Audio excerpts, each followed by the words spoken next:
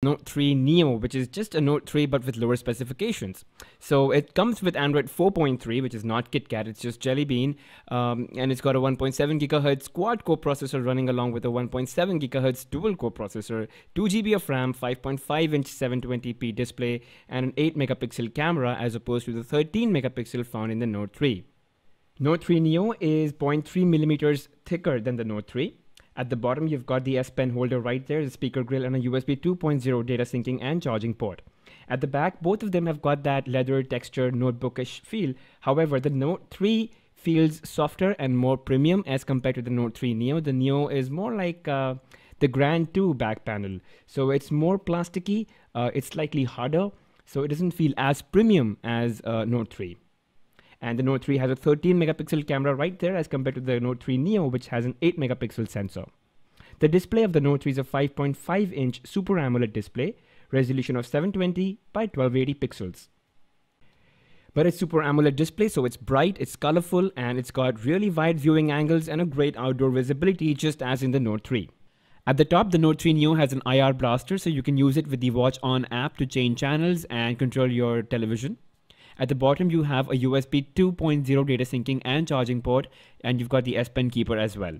The Note 3 Neo is 0.3 millimeters thicker than the Galaxy Note 3. But the Note 3 Neo is indeed lighter. It's around 5 grams lighter than the Note 3.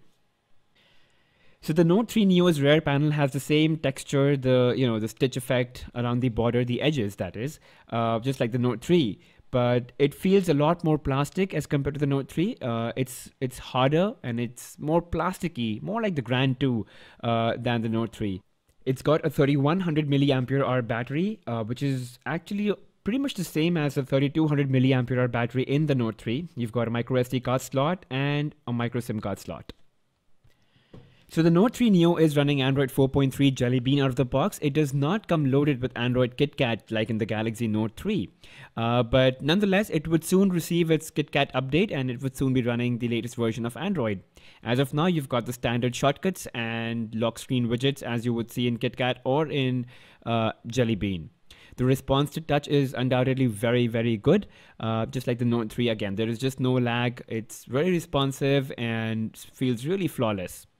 So it's got multiple preloaded applications, widgets that you can just quickly drag and drop onto the home screen, and you can add up to 7 home screens. Standard TouchWiz stuff, nothing new there. So there you go, Android 4.3 Jelly Bean.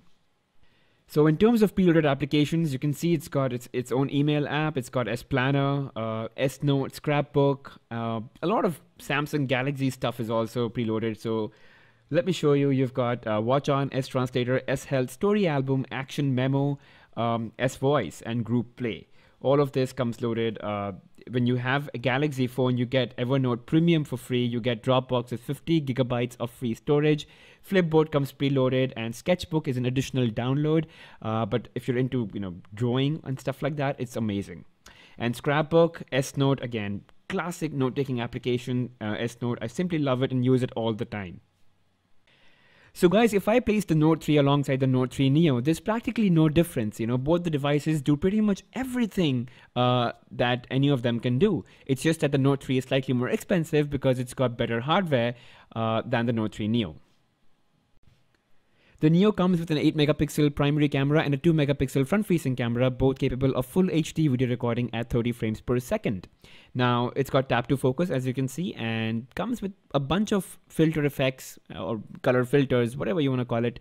The Note 3 comes with more of these, and there's an option to download more filters. That's missing in the Note 3 Neo. Anyway, the shutter speeds are, again, great. So you can pretty much tap the shutter key and it takes an image instantly.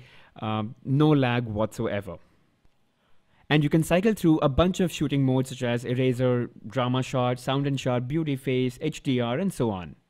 So now the phone is capable of full HD video recording at 30 frames per second.